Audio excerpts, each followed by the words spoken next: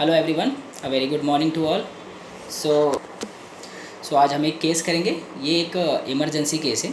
मुझे एक कॉल आया बाहर से, आउटसाइड से, कि सर एक पेशेंट है, इमरजेंसी केस है और आप इसको एक बार देख लीजिए, मतलब आप कुछ कर सकते हैं या होम्योपैथी में कुछ हो सकता है।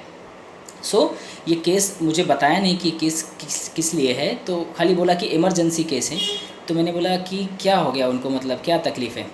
तो बोले सर उनको माइट्रल स्टेनोसिस, और हॉस्पिटल से उनको, बड़े हॉस्पिटल, गवर्नमेंट हॉस्पिटल से उनको जवाब दे दिया है। मतलब उनको बोला है कि आप घर पे ले जाओ, इनकी सेवा करो। और मतलब उनको ऑलरेडी मतलब मना कर दिया है अभी। सो इनकी हालत इतनी ख़राब है और उनको माइट्रल स्टेनोसिस बोला है डॉक्टर ने, पूरा उनका नैरो हो गया है और छाती में बहुत ज़्यादा कंजेशन है, कफ है, उसको ब्रीथ लेने को दिक्कत हो रही है, सांस लेने में। और वो मतलब फिर वो हम उनको घर पे लेके आ गए। और मुझे आपके बारे में किसी ने बताया कि आपने उनके ऐसे केसेस आप ठीक किए हो। तो मैंने इसलिए आपको कॉल किया कि आप उनको एक बार देख लीजिए कि आप कुछ उसमें कर सकते हो। मैंने उनको बोला कि ठीक है, आप मुझे पेशेंट से बात करा दीजिए। तो मैं उनसे एक बार बात करके फिर देखते हैं हम क्या कर सकते हैं। So patient condition was very bad. तो पेशेंट ने वीडियो कॉलिंग किया और उसने देखा कि पेशेंट बेड पे लेटा हुआ है, स्वेटिंग कंटिन्यूसली, फेस पे स्वेटिंग है एंड ड्रेन आउट है। पेशेंट में ज़रा भी एनर्जी नहीं है, फेस एकदम झुका हुआ है, सांसें एकदम चढ़ी हुई है। ठीक है। तो मैंने उनको पूछा कि बोलिए, मेरी आवाज़ आ रही है आपको, क्या दिक्कत हो रही है आपको, क्या परेशानी हो रही है।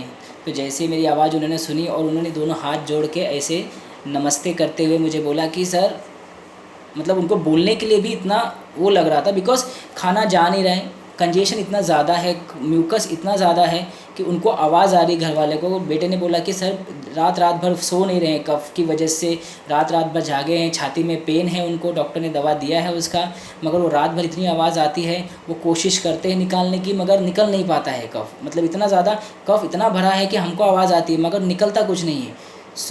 मैंने उनको पूछा कि क्या हो रहा है, बोली क्या दिक्कत हो रही है। बोले सर यहाँ बहुत भरा है, ऐसा भरा है ना, भर गया है, ये पूरा अटक गया है। तो इतना ज़्यादा कफ निकल नहीं रहा है, मतलब मैं कोशिश कर रहा हूँ कि निकल जाए, कफ लगता है निकलेगा मगर आता कुछ नहीं है, कुछ भी निकलता नहीं है, सांस ले नहीं पा रहा हूँ। इतना बोलने में उनको इतना दम चढ़ गया, मतलब सांस फूलने लगी इतना बोलने, मतलब इतना ज़्यादा कंजेशन है। He is unable to talk also. भरा चेस्ट, छाती में कफ इतना भरा हुआ है कि इट शुड बी एक्सपेक्टोरेटेड, मतलब बाहर आ जाए मगर वो आता नहीं है।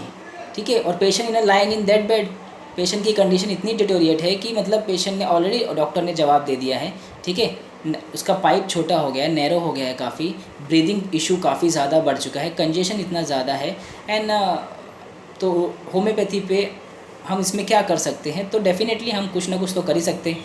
तो अगर हमारे पास केस आया है तो ये हमारी अपॉर्चुनिटी है। ठीक है। तो हम उस अपॉर्चुनिटी को ज़रूर यूज़ करते हैं कि हमें कुछ अगर होम्योपैथी से हम ज़रूर एक पेशेंट का कुछ कर पाए, तो ये मेरे लिए अपॉर्चुनिटी था कि ऐसे केसेस आते हैं तो एक अपॉर्चुनिटी की तरह, क्योंकि जब रिजेक्टेड केस होते हैं तो ज़रूर हम होम्योपैथी में बहुत कुछ कर सकते हैं अगर आपकी सिमिलिमम हो।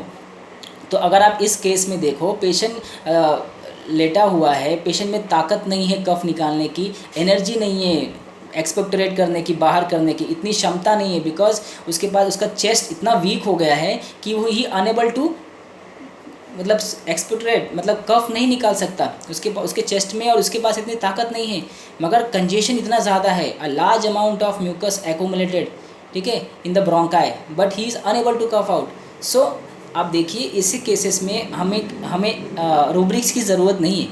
आप ऐसे केसेस अगर दिखते हैं ना, तो आप डेफिनेटली, आप सिर्फ इतने सिम्टम्स पे ही आप उसको मेडिसिन प्रिस्क्राइब कर सकते हो। तो आपको लैपटॉप की भी ज़रूरत नहीं है, आपको रूब्रिक्स की भी ज़रूरत नहीं है। तो इसको हमने, देखिए इसको मैंने एंटीम टाक दे दिया 30 डोज। तो मैंने उनको क्या बोला कि एक्चुअली एंटीम टाक और कार्बोवेज रनिंग वेरी क्लोजली। तो मैंने उनको पूछा कि इनको पंखा लग रहा है क्या। तो क्योंकि अगर कार्बोवेज होता तो कार्बोवेज को क्या होता है कि उसको फ़ैन चाहिए, और फ़ैन कैसा चाहिए, बहुत फास्ट फ़ैन चाहिए क्योंकि उसको इतना स्वेटिंग है। बट एंटीम टाक देखिए, उसको स्वेटिंग है, पोस्ट्रेशन में है, डिहाइड्रेट हो गया पूरा, ठीक है, बॉडी में ताकत नहीं है, लंग्स वीक हो गया उसका, बट स्टिल ही उसको फ़ैन नहीं चाहिए, फ़ैन बंद है। तो कार्बोवेज यहाँ से मेरा ए रूल आउट हो गया। तो मैंने इसे एंटीमटाग 30 दिया, ठीक है। एंटीमटाग 30 मैंने बोला कि आप आधे लीटर पानी में एक गोली डालिए और इनको एवरी 1 आवरली यानी रिपीटेशन में दीजिए, हर 1 घंटे में। तो मैंने बोला और फिर नेक्स्ट डे मुझे बताइए। तो जो आवाज़ नहीं निकल रही थी, ठीक है, उन्होंने पूरा दिन 1 आवरली उसे दिया 10-10 ml एवरेज 4 स्ट्रोक देने के बाद, ठीक है। हम सेंटीसिमल में 4 स्ट्रोक देते हैं अगर हमने पानी में दिया है तो। आप ये चीज़ें मैं आपको इसके बारे में डिस्कस करेंगे हम। तो हमने उसे 4 स्ट्रोक देने के बाद 10 ml लेने बोला। तो नेक्स्ट डे मुझे कॉल आया कि उनके लड़के ने बताया कि सर पिछले 4 दिनों से सोए नहीं थे, कल रात को सो गए, आराम से सोए, उनका कफ़ की आवाज़ भी एकदम कम हो गई है।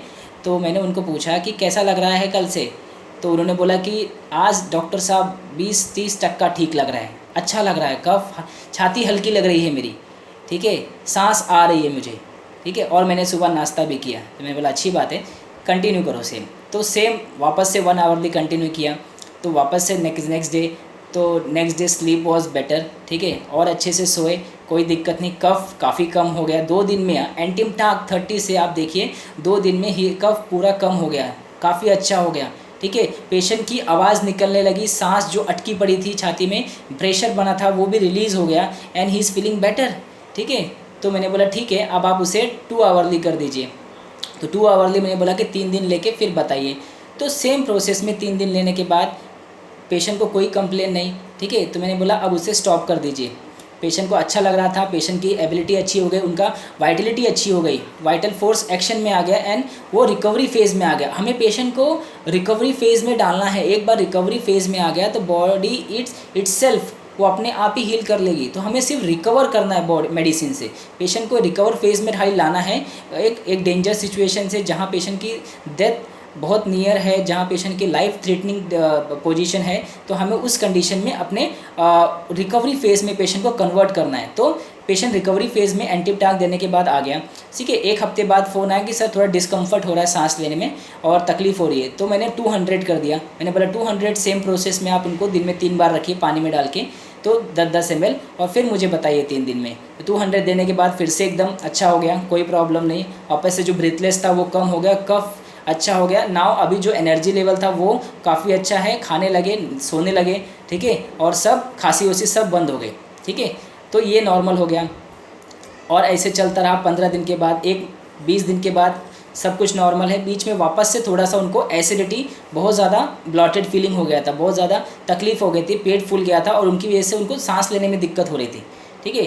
तो उस कंडीशन में हमने क्या किया, उसको वापस से 1 ml का डोज रिपीट किया पानी में डाल के। ये भी हमने पानी में डाल के 3 डोज सिर्फ लेने बोला और 3 डोज लेने के बाद वापस से उनका एसिडिटी कम हो गया, ठीक है। तो एवरी टाइम आपको जब आप पानी में देते हो तो आप उसको 4 स्ट्रोक देना ही है, स्ट्रोक दे के ही देना है। बिकॉज जब आप स्ट्रोक देते हो तो एक स्लाइट चेंज, पोटेंसी में एक स्लाइट चेंज होता है जिसकी वजह से पेशेंट रिकवर कर जाता है ना। हमें एक पोटेंसी ऊपर जाना है। जब आप स्ट्रोक देते हो तो एक माइनर पोटेंसी अप जाती है जिसकी वजह से पेशेंट की एनर्जी लेवल में और उसके रिकवरी में काफ़ी बूस्ट मिलता है। तो आपको एवरी टाइम जब आप पानी में देते हो तो आपको स्ट्रोक देना है, तभी उसको 10 ml यूज़ करना है।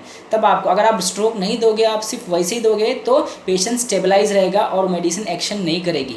तो आपको एवरी टाइम आपको स्ट्रोक दे के ही पेशेंट को मेडिसिन देना है। सो इसको मैंने 1 ml दिया, 1 ml के बाद वो ठीक हो गया, ठीक है। तो अभी तक वो 1.5 महीना हो गया है, ठीक है। तो अभी उसको कुछ प्रॉब्लम नहीं है, एवरीथिंग इज़ फाइन, ठीक है। 1.5 महीने के आसपास हो गया है। पेशेंट ने, डॉक्टर ने जवाब दे दिया था कि अब ये बचेंगे नहीं, मगर अभी पेशेंट एकदम हेल्दी है, खाना भी खा रहा है, स्लीप अच्छी है, एसिडिटी के प्रॉब्लम ऑन ऑफ है, बट वो अपने आप ही बॉडी हील कर जा रही है, ठीक है। तो अभी जस्ट RSSL चल रहा है, कोई प्रॉब्लम नहीं है। तो लेट्स सी, ठीक है। मगर ये केस अभी आराम से निकल जाएगी बिकॉज कोई प्रॉब्लम है नहीं अभी इस समय। So this is a case of एंटीमटाग। बहुत क्लोज कार्बोवेज था जिससे मैंने आपको डिफ्रेंशिएट किया फैन के लिए। कार्बोवेज का भी वाइटलिटी बहुत डिक्रीज़ हो जाता है, ठीक है, प्रोस्ट्रेशन हो जाता है, ठीक है, एकदम नॉर्मल, एकदम डेड सिचुएशन में आ जाता है, फेस साइनोइज कंडीशन में आ जाता है और इतना ज़्यादा प्रोस्ट्रेशन होता है कि ही वांट्स फैन कंटिन्यूस लगता है और भी रैपिड फैन लगता है, स्लो फैन नहीं लगता है। लैकेसिस को स्लो फैन लगता है, डिस्टेंस पे लगता है, मगर कार्बोवेज को रैपिड फैन लगता है, बहुत पास में फैन लगता है। 1-2 फैन लगा के बैठेगा कि इतना हवा चाहिए उसको, बिकॉज उसको ब्रीदिंग में इतना इशू होता है। सो एंटीमटाक से इनकी जो एक लाइफ थ्रेटनिंग कंडीशन थी उससे वो बाहर आ गए। ठीक है, तो मेडिसिन जैसे जैसे जाएगी वो पूरा पेशेंट रिकवर कर जाएंगे, उसमें कोई प्रॉब्लम नहीं, बिकॉज हमने उन्हें एक रिकवर फेज़ में डाल दिया है, तो अब कोई प्रॉब्लम होगी नहीं उनको, तो वो ठीक हो जाएंगे।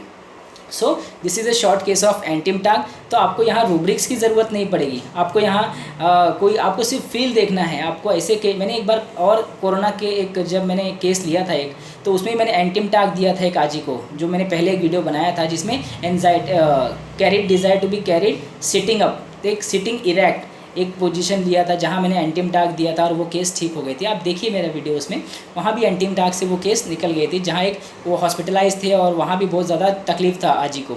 तो ये केस भी एंटीमटाक है। यहाँ भी कंजेशन इतना वीक हो गया है, पेशेंट को कफ निकालने की ताकत नहीं है, कफ इतना भरा हुआ है, यू कैन हियर द वीज, बट पेशेंट के पास ताकत नहीं है कि वो कफ निकाल पाए, और वो करता है तो निकाल नहीं पाता है, तो आप उसे एंटीमटाक दीजिए। ठीक है, तो एंटीमटाक से आपको पेशेंट आपका ठीक हो जाएगा। Thank you so much. ठीक है, और मैं जाते जाते एक नेक्स्ट टाइम जो मेरा एक डाउट्स आप लोगों ने पूछा है इसके बारे में, anxiety in the presence of stranger, next video में मैं बहुत जल्दी बनाऊंगा, जिसमें मैंने बहुत सारे जो उसके क्लोज रूब्रिक्स है उसके एग्जाम्पल के साथ और उसके मेडिसिन के साथ मैं उसको कोरिलेट करके मैं एक्सप्लेन कर दूंगा। Thank you so much.